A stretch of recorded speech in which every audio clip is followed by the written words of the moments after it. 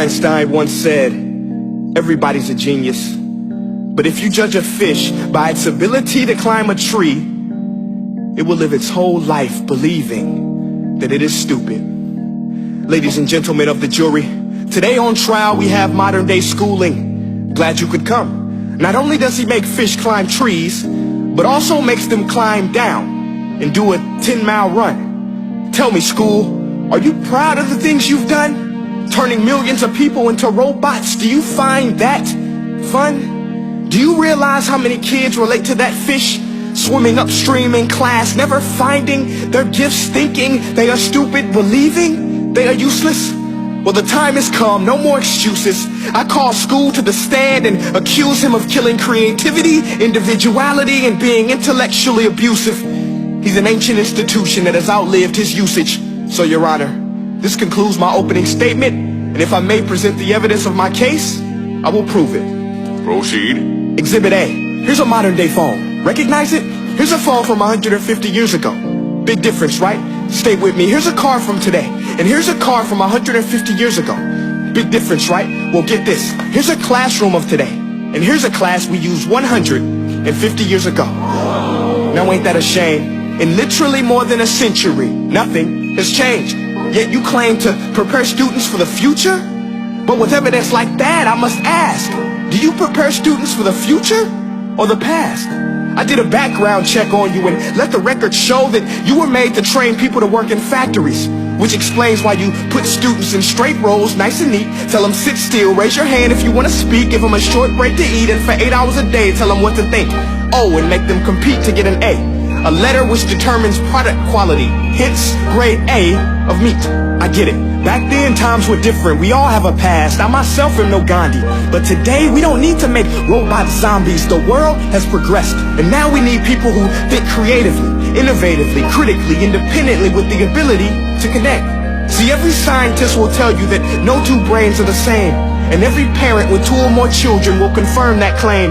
So please explain why you treat students like cookie cutter frames or snapback hats, giving them this one-size-fits-all crap. Watch your language. Sorry, Your Honor, but if a doctor prescribed the exact same medicine to all of his patients, the results will be tragic. So many people will get sick, yet when it comes to school, this is exactly what happens. This educational malpractice, where one teacher stands in front of 20 kids, each one having different strengths, different needs, different gifts, different dreams, and you teach the same thing the same way? That's horrific. Ladies and gentlemen, the defendant should not be acquitted. This may be one of the worst criminal offenses ever to be committed.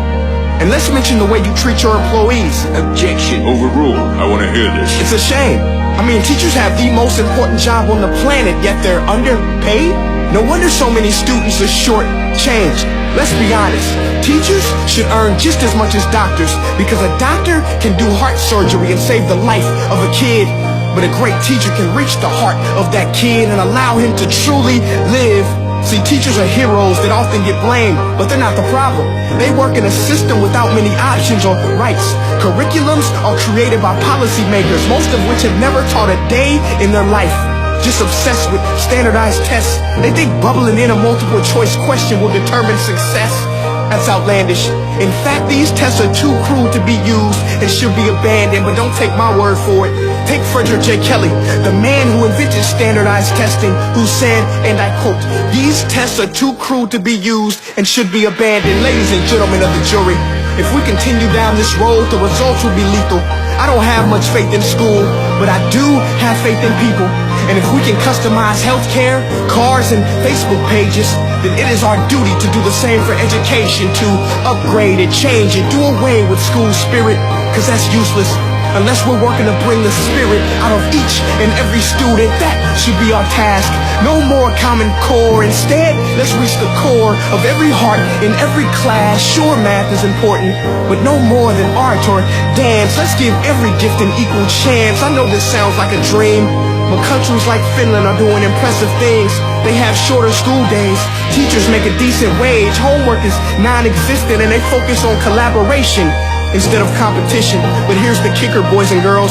Their educational system outperforms every other country in the world.